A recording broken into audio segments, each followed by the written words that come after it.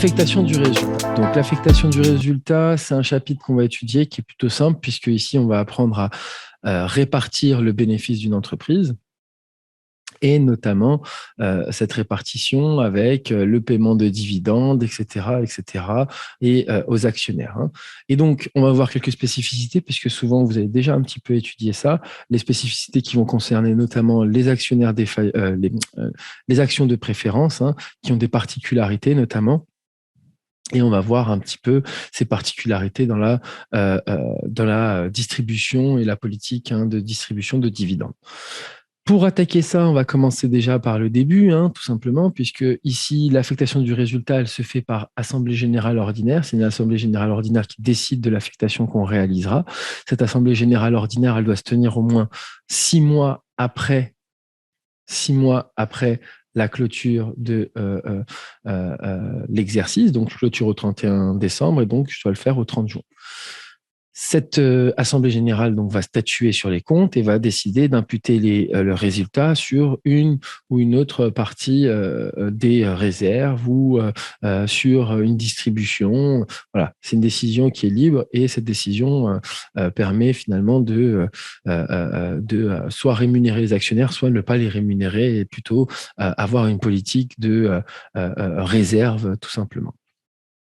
On va essayer de commencer tout simplement avec la détermination du bénéfice à répartir.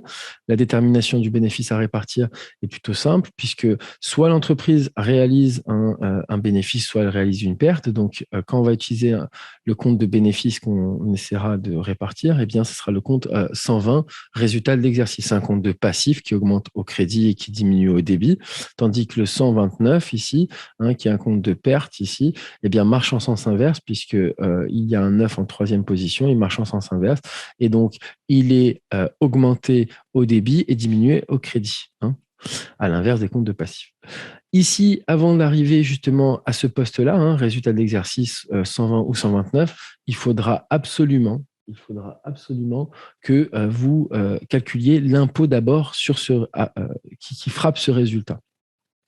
Et donc, l'impôt qui frappera ce résultat à chaque fois, il sera à intégrer dans le résultat de l'exercice au 31 décembre, d'accord, même si vous le calculez en mai, on l'intégrera au 31 décembre pour frapper le résultat, justement, le résultat de l'exercice, et pour qu'il soit diminué notamment du montant de l'IS. L'écriture que vous passez comptablement, ce sera le 695, le compte de charge impôt sur les bénéfices, c'est un des derniers comptes qu'on utilise, souvent c'est la dernière écriture que l'on passe, contre le compte de dette État impôt sur les bénéfices, 444, d'accord? Donc voilà ici, en gros, ce que vous avez pour la constatation des impôts. Et n'oubliez pas, et je le redis, cette constatation, elle se fait toujours, elle se fait au 31/12N, même si elle est calculée à une date ultérieure, puisque en fait, on veut frapper le résultat de l'exercice concerné. Maintenant, il faut savoir que vous avez la possibilité aussi de calculer un acompte, puisque l'entreprise, vous le voyez normalement en droit fiscal, et on va le voir, on l'a vu ensemble, normalement, ou vous l'avez vu avec vos profs.